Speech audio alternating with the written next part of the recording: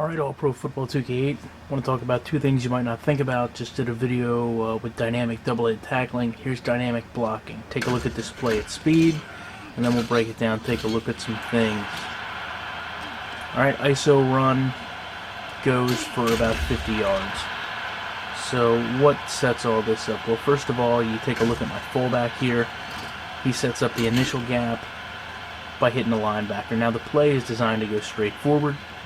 For some reason, I cut back to the right. Don't ask me why. Maybe I'm just not as good of a player as I think I am, and, you know, I'm just as bad as you guys all say. Now, what I've got here is two linemen, number 74 here and number 74 here. That's part of the problem with this game. Sometimes players have duplicate numbers. Now, when I cut, it affects them. They change their assignments, something you don't see a lot of in Madden. They had lead block control to kind of help the user guide where they wanted to go. In this game, a little bit more dynamic blocking. So what happens is when number 74 changes direction, big guy, not as agile, it affects his interactions with number 23, the defensive back. Now, I'd be a little upset at the game if it just played out a random, you know, big guy bowls over small guy animation. Instead, it takes into account that my offensive tackle, not real agile, just had to make a shift and does this. Now again, you see there's some warping, there's some shifting. I can deal with it because physics are respected. He doesn't completely take him out of the play by just shoving him back.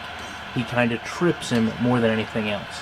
Now, up ahead of me, you can see as I run forward, this player, number 74, interacts with a cornerback.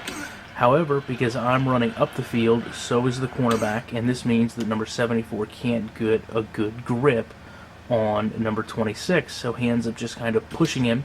Now you see I run up and interact with both of these guys.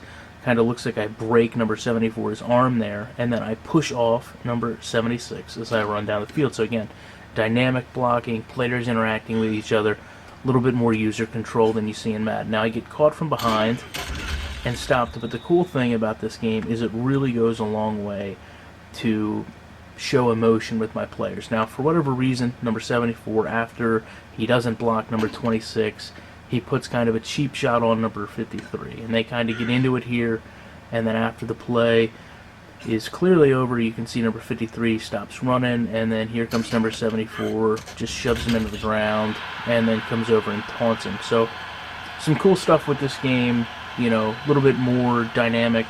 I know I've said that about 10 times, but a little bit more dynamic gameplay than Madden, more user control, and overall a more realistic outcome to the play.